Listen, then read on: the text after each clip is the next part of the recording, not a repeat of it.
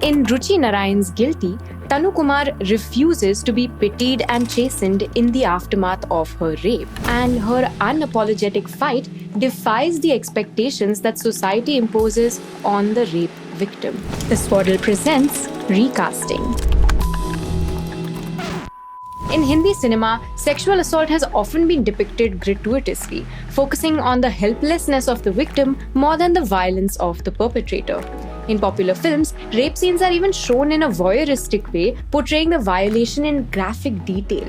More often than not, the rape of a woman character is used as a mere plot device. Either the rape powers a male protagonist's fight for justice, or the victim herself becomes a bloodthirsty vigilante. But in both kinds of narratives, filmmakers end up glorifying a form of justice that is based on violence and revenge. In films that don't take the rape-revenge drama route, the rape victim, mostly shown as a selfless woman of good character, sometimes ends up forgiving and marrying the rapist in a bid to reform him. In other instances, she either dies from her injuries or struggles to overcome the shame of being raped. आप क्यों नहीं समझते सोमिन बाबू? मैं आपके लायक नहीं हूँ.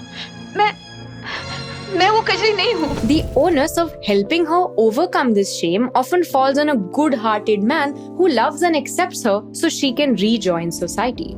Over the years, some exceptional characters in Hindi cinema have broken free from these stereotypes, and Tanu Kumar from Guilty is one of them.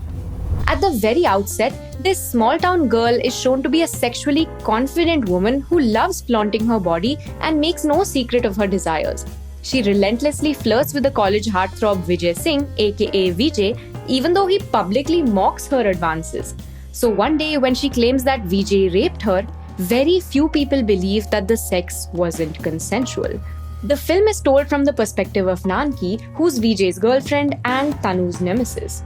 As a result, like Nanki, the audience too is made to question Tanu's story, especially because she does not have any of the traits we expect from the stereotypical rape victim. After the rape, she does not start dressing modestly and does not change the way she chooses to present herself in society.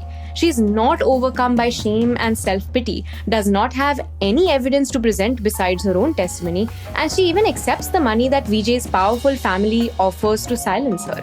But it is by showing how Tanu does not fit the model of the proper victim that the film reveals how our prejudices determine who we believe.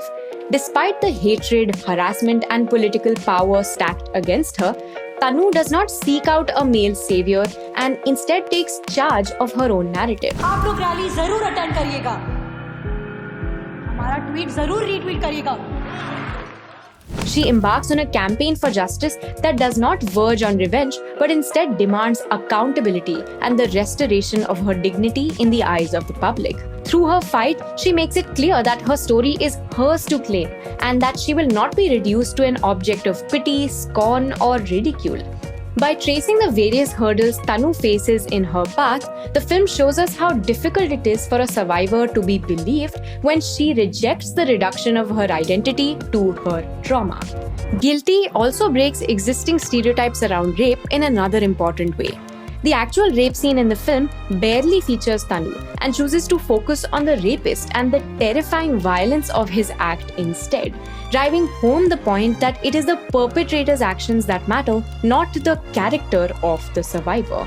In the end, as Nanki finds evidence and realizes the truth about Vijay, she understands that a huge part of her denial came from her own history of child sexual abuse.